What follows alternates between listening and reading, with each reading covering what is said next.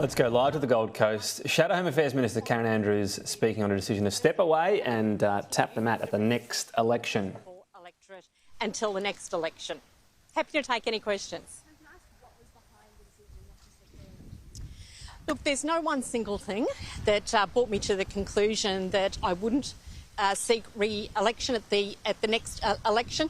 There's probably a range of factors that contribute to that.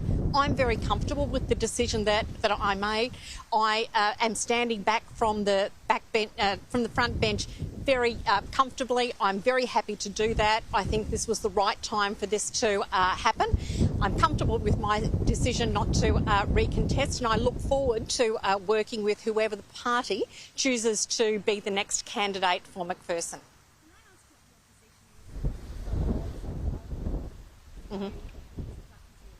Yeah, so I don't support the words that are currently being proposed by Mr Albanese. I'm open, as my party is, to working with the government on a proper set of words for constitutional recognition of Aboriginal and Torres Strait Islanders. But I think that the words that are proposed are not words that I can support, not words that I can advocate for. But I've always made it clear that in matters such as these, I want my community to be informed of the pros and the cons of what is being put forward. So over the next few months, I will work towards making sure that the people on the southern Gold Coast have the opportunity to understand the question that is being put, as many of the implications as I can possibly put forward to them, but I want to do that in a very neutral way. This is a decision for each and every Australian, and I want to make sure that people are informed and that they make a decision that they are comfortable with. No, I won't be. I won't be certainly out there wearing a shirt that says "Vote No." When people speak to me, I will go through what my concerns are, but I want to do that in a very neutral way, so that people are in a position that they can make their own mind up. What's your experience of women in the Conservative Party and in government? You obviously got to the heights of Home Affairs, but do you feel like the opportunities were there for?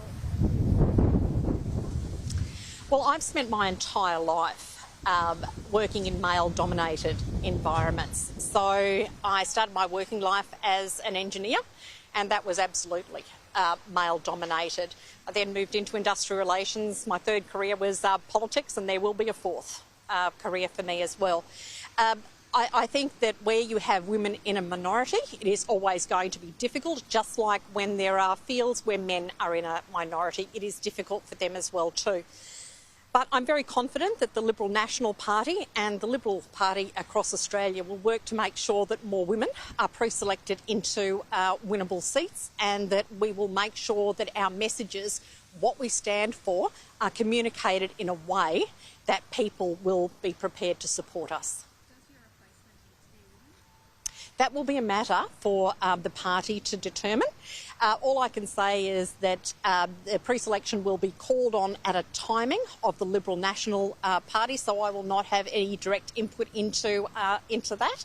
But the sooner, in my view, we get someone on the ground out there working with the community, the better.